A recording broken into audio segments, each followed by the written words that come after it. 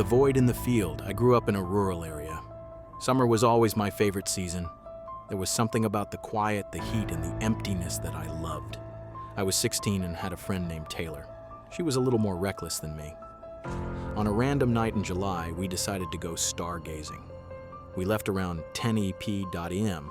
We biked for about 30 minutes until we were past anything remotely civilized. Taylor stopped abruptly and said, "We're here." A wide open field, no fences, just the grass and the endless starry sky. We spread out a blanket and opened a bottle of cheap red wine. It was the kind of night that made time stand still. There was a very brief moment, a small blip in the rhythm of the night where Taylor looked at me in a way that made me question if she wanted something more than friendship. But it passed. We laughed about something silly and then she looked up, just in time to catch a shooting star streak across the sky. We both giggled and Taylor told me to make a wish. We lay back down and talked for a few more minutes. I closed my eyes for a moment, not to sleep, but to feel the breeze on my face and settle into the stillness. I swear on my life, my eyes were not closed for more than 5 seconds. But when I opened them, Taylor was gone. Gone. Gone.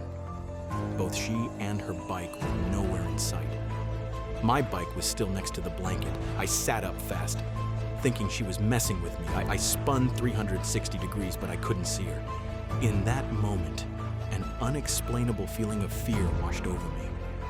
The empty field suddenly felt suffocating.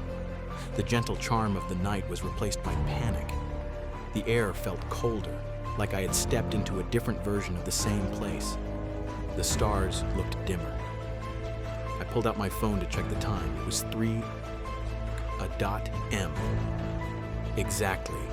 That timestamp is burned into my memory. I had to blink a few times. It hadn't even been midnight. Just a few minutes ago, I kept staring at the clock, wondering if I had fallen asleep.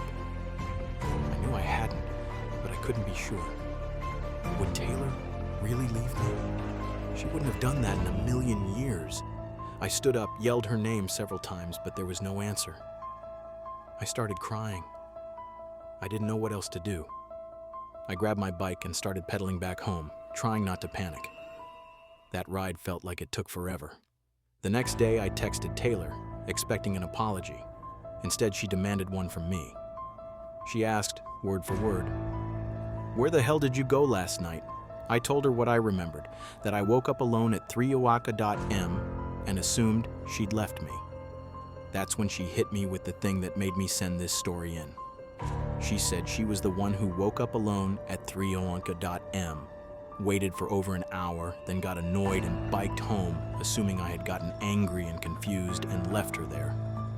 We went in circles trying to piece it together, but nothing added up. Neither of us had a memory gap beyond that moment. Neither of us had records of missed calls, though we both swore we tried to call each other. We stopped talking about it, but I think both of us were far more terrified than we wanted to admit. I don't consider myself superstitious, but everyone I tell this story to attributes it to something unnatural. And maybe they're right. I consider the possibility that she simply lied to me. Either way, I have a feeling of deep unease. Something happened to us that night that I'll probably never figure out. I still wonder what happened in those 5 seconds my eyes were closed, and did the time disappear for both of us?